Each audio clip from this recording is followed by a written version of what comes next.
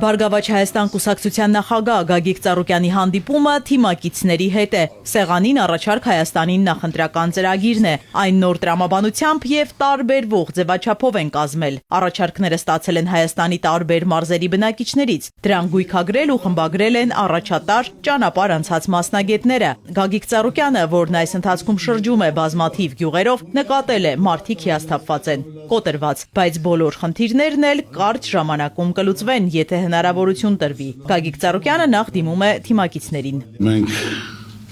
մեծ գործ ունենք կատարելու, ես իհարկե շրջում եմ եւ քաղաքով եւ մարզերով եւ գյուղերով, ես տեսնելով ժողովրդի մտահոգությունը, հետխեղճությունը, մտքերի մեջ, որպես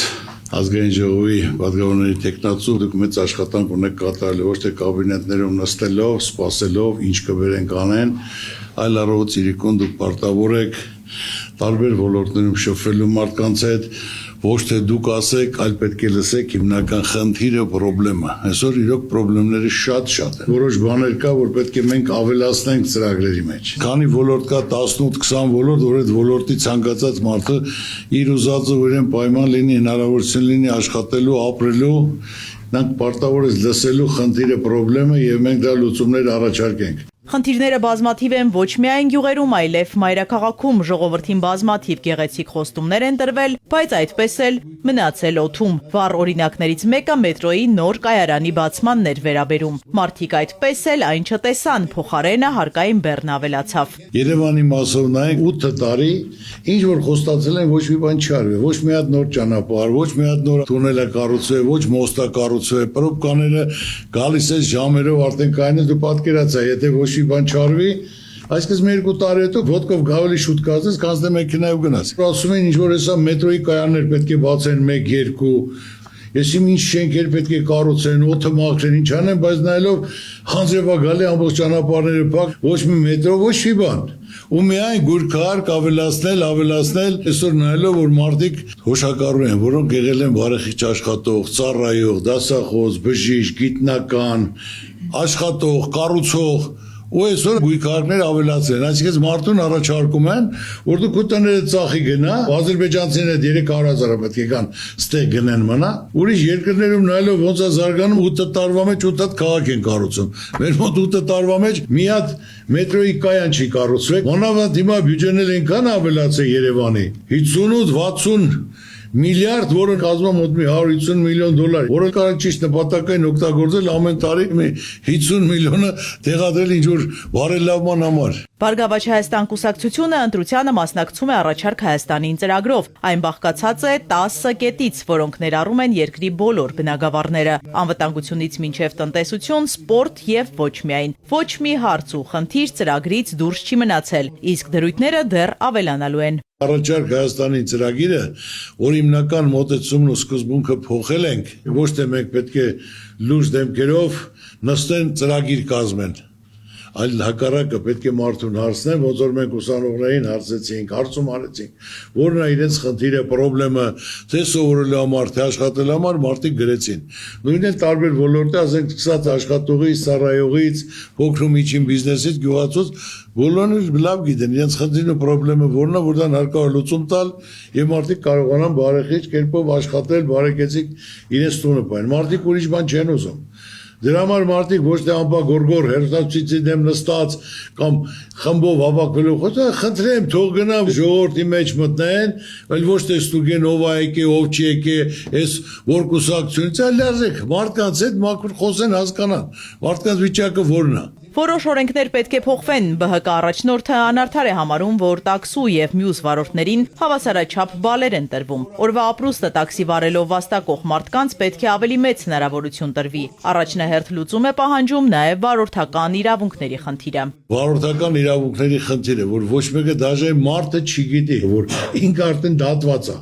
որ ինչ որ կարգա խանգարե, դա համար դատվածություն կա մարդու վրա կարան գործի չընդունեն, կարան իրեն եսին վիզա չտան գնալու համար, բայց կարգ խանգարելու համար, որ մարդը հանցագործը, դա ինչ օրենք է։ Այսօր տաքսիստներն այս կա դասախոս, կա հարվեստագետ, որ մարդիկ իրեն ընտանիքը պահելու համար գիշերը գնում է քշում է, կարող է գործից հետո էլ գնա քշի, որ կարողանա իր տունը պահի։ 12-20 ժամ քշում է, որ կարողանա բավարար իր երեխայի հացը, ուսման վարձը, ծնողին, առողջապահության խնդիրը։ Իհա նա կարող է, եթե սովորականը 12 միավոր է, 13, դառնալ է 25-30։ Մենք ինչ ենք կատարում։ Ռեալ ոչ մի բան, այլ մի հատ որոշում ես կայացնում, բայց այդ մարդու մի 20,000 ընտանիք փրկում ես։ Լրջագույն բարեփոխումներ պետք է կատարվեն նաև բանկային համակարգում։ Չկա համայնք, որտեղ մարդիկ չբողոքեն վարկային բեռից։ Լուծումը առաջարկ Հայաստանին ծրագրում է։ Վարկային գերությանը եւ բանկային ռեկետին պետք է վերջ տրվի։ Մենք ունենք 650,000 ընտանիք, 2,450,000 վարկառու, ճիշտ է թե ոչ։ Որտեւ ինչ որ մեկը 3 աստեր տես բան չկա։ Մենք հակադարձել ենք։ Ճիշտ է, չէ՞ թվերը։ Մի բանը քիչ եք ասել։ Հələ ավելացել է, ո՞լ քիչ եմ։ Բայց եթե ունենք մենք 650,000 ընտանիք, 2,450,000 վարկառու, այսինքն ամեն տնից 2-3 հոգի վարկի տակ են, չէ՞։ Այո։ Բանկային համակարգ այսօր ես ասել եմ մեկ անգամ ես ասում եմ լոմբարդային համակարգ է։ Ստե բանկային համակարգ չկա։ Ծրագիրը տանում է ցանկացած արտասահման երկրում։ Նայում են ծրագիրը լիարժեք արդարացի չի, շահույթ չի կարաբերի, մարդուն գումար չեն տրամադրում։ Եկա այստեղ կապ չունի, տունը տարժի 100,000, 20,000 տեղում տալիս են 30,000, վերցու գնա։ Եթե չէ, արդեն միանգամից ձերիցդ վերցնում են, չեն ասում, մենք գնատել ենք 100,000, հիմա 30-ը 70-ն ենք տալիս, տեղում ոչ, վերցնում են ու պրծավ, չի կարելի։ Մարդուն ճանաչում են անցած ճանապարհով կատարած աշխատանքով։ Բարգավաճ Հայաստան կուսակցությունը տարիների գործունեությամբ է շահել ժողովրդի վստահությունը։ Հնարավորության դեպքում արդյունքը կգերազանցի ակնկալիքները։ Բոլորն էլ գիտեն, որ մենք ինչ ասել ենք, մենք սուտ բան չենք ասել եւ անմնացորդ մեր գաղափարի շուրջ մեր ծրագրի արել ենք մեր երկրի մեր ժողովրդի համար։ Մեկ ինձ հարց տվեց. «Պարոն Ծառուկյան, դուք եք հինը»։ Ասում եմ, քո ցավը տանեմ, այդ երբ եմ ես կառավարեմ, մի հատ էլ ասեք տեսնեմ, այդ ով է հնարավորություն տալ, որ ես իմ թիմով կառավարեմ, որ տարբերությունը օրորի դուք զգաք։ Ծրագիրն էլ կա, հնարավորությունն էլ կա, թիմն էլ կա, մարդիկ էլ կան։ Այսօր ինչ որ գործ ձեռնարկում ես, պետք է 100% ճիշտ մարդկանց հետ, ճիշտ մասնակցի հաշվարկած լինես, որ ինչ ես անելու, դրա դիմաց ինչ ես ստանալու,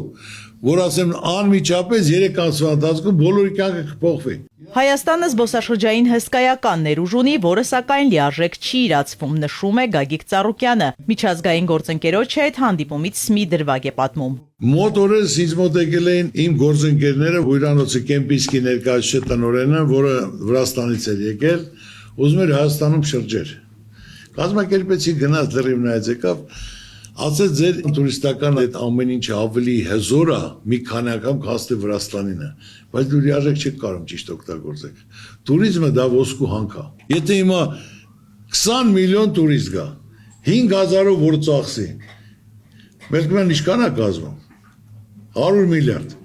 100 միլիարդ եթե այս երկիրը փող մտավ, մի մարդու մոտ չի մնալու եւ հյուրանոցներում, եւ ռեստորաններում, եւ կաֆեներում, եւ տաքսիստները, եւ հիմնական ամբողջ մարզում, ասեմ Ջերմոք, Սևան, Գյումրի, բոլոր տեղն էլ ծախսվելու է։ Գնա շարժա լինելու, ներդրումա լինելու, զարգացումա լինելու։ Նախընտրական ծրագրի առաջին եւ ամենաառանցքային կետը վերաբերում է Հայաստանի անվտանգությանը։ Այն պետք է ապահովի ոչ թե հռչակագրերով, այլ ուժերի, շահերի եւ փոխադարձ պարտավորությունների կայուն հավասարակշռությամբ, երաշխավորված խաղաղություն, հուսալի դաշնակիցներ, անվտանգ պետություն, ուժեղ բանակով, պատերազմ պետք է այլևս երբեք չլինի։ Մեզ այսօր պարտադրում են խաղաղություն թե պատերազմ ընտրությունը, որը եթե թարգմանենք հասկանալի լեզվով նշանակում է կամ շարունակական միակողմանի զիջումներ կամ անվերջ առճակատում։ Տրամաբանությունը շատ պարզ է, որտեղ գործող իշխանությունները վերջնական եզրակացության են եկել, որ Հարավային Կովկասը, Կովկասի երաշխավորը դարձել են Թուրքիան եւ Ադրբեջանը, եւ եթե մենք ուզում ենք գոյատևել եւ պահպանվել, ապա պետք է ընդունենք նրանց պահանջներն ու հրահանգները։ Մենք մերժում ենք այս ընտրությունը, սա կեղծ ընտրություն է, եւ մենք առաջարկում ենք այլընտրանք մեր հասարակությանը, որը հիմնված է պատմական փորձի եւ գիտելիքի վրա, եւ այն կոչվում է զսպման խելամիտ քաղաքականություն։ Դուք առաջինն էիք, որ դեռևս ամիսներ առաջ երաշխավորված խաղաղության թեզը դրեցիք շրջանառության մեջ եւ ամենևին էլ պատական չէ, որ այս ընտրություններին Բարգավաճ Հայաստան կուսակցությունը մասնակցում է հենց երաշխավորված խաղաղություն Բարգավաճ Հայաստան կարգախոսով, թերևս ամենակարևորը համարելով հենց խաղաղության ու անվտանգության գաղափարը։ Հայաստանը պետք է իրականացնի հավասարակշռված արտաքին քաղաքականություն, հենվելով սեփական կարողությունների, դաշնակցային եւ գործընկերային հարաբերությունների միջնորդական ձևաչափերի զարգացման վրա։ Ինչ վերաբերում է Ադրբեջանի հետ հարաբերությանը, խաղաղ կարգավորմանը կողմ են, բայց առանց միակողմանի զիջումների։ Ներքին որոշումները չեն կարող կայացվել արտաքին ճնշման տակ։ Հայաստանի շուրջ ձևավորված է անվտանգային վակուում։ Այսինքն մենք գնում ենք Թուրքիայի եւ Ադրբեջանի հետ, լավ Ադրբեջանի հետ ասենք, խաղաղության գործընթացի հրաժարվելով անվտանգային այն համակարգից, որում Հայաստանը գտնվում է։ Առանց այդ անվտանգային համակարգի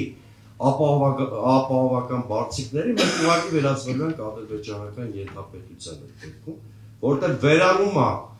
մեր դիմակայությունը ուժեղացնող գործոնները, առաջանում է անվտանգության վակուում, որը ըստ օրինակ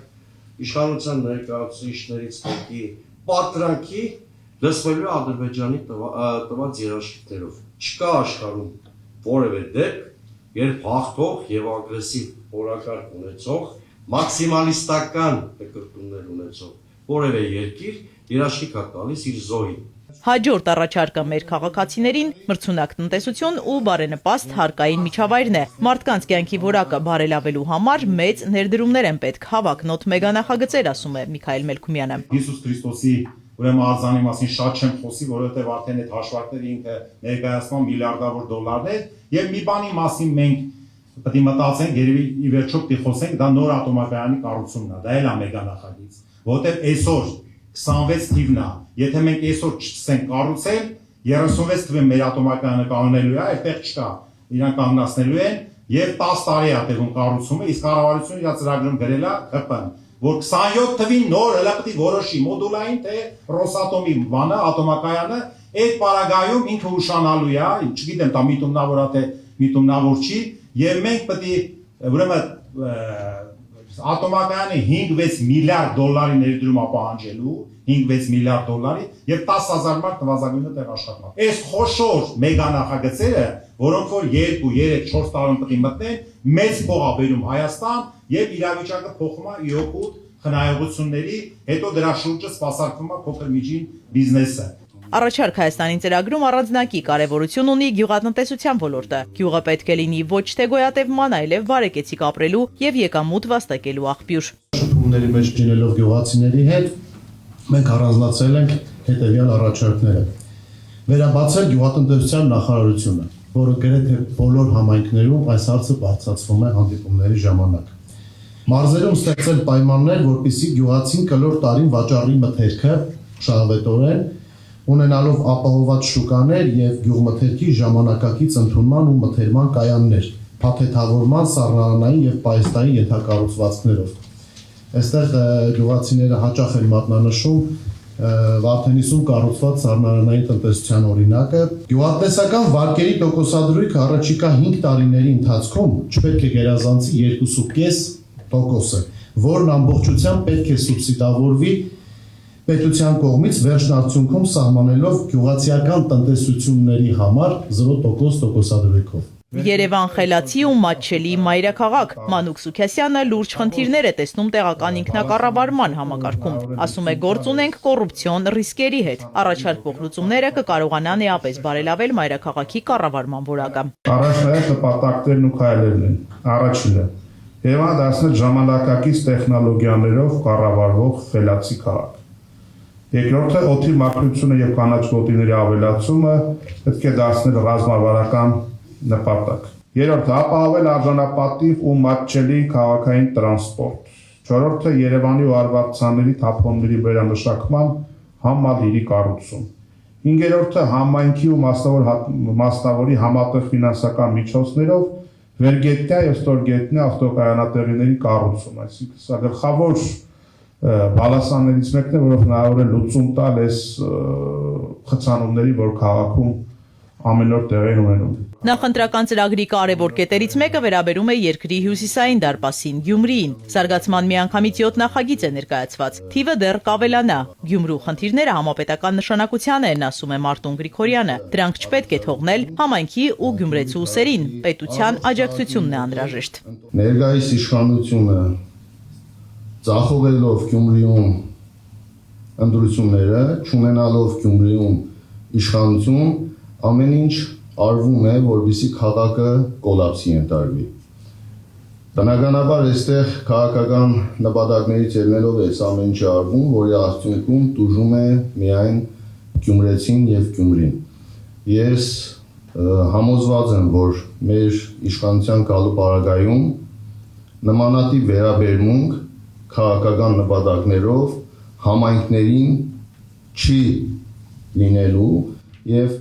ամեն մի համայնքին առանձնահատուկ վերաբերմունք է դարձվելու, քանի որ դա պետության կառավարության պարտքն է։ Ծրագրում հատուկ տեղ է հատկացված թմրամոլության դեմ պայքարին, ընդգծված է առողջ երիտասարդություն ունենալու կարևորությունը, արժանապատիվ թոշակ, անվճար կրթություն, սոցիալական համերաշխություն։ Առաջարկ Հայաստանին ծրագրի մյուս դրույթներն են։ Քաղաքական թիմն առաջարկում է կրթությունը դարձնել անվճար, էապես ավելացնել թոշակը։ Երբ որ փորձում ենք այս արժանապատիվ թոշակը բացատրել, ինձ մի անգամ թոշակառուներից մեկը ասեց՝ «Մինչև դուք երկար բացատրում եք, Ծառուկյանը ճիշտ է ասում, մարդը եթե ապրում չպիտի ընտրի կամ դեղի կամ սննդի միջև, եւ սա հարուստ ապրելու մասին չէ, սա պոպուլիզմի մասին չէ, սա իսկապես արժանապատվության մասին է, որ մարդու սնունդը եւ դեղը չպիտի լինի կամ, այն ուղղակի պիտի լինի, որ մարդը կարողանա ապրել արժանապատիվ կյանքով»։ Առջևում ակտիվ աշխատանքն է, Գագիկ Ծառուկյանը թիմակիցների հետ շարունակելու է մարզային այցելություններն ու շփումը մարդկանց հետ, իսկ նպատակը մեկն է՝ ունենալ ուժեղ, զարգացող եւ անվտանգ հայրենիք։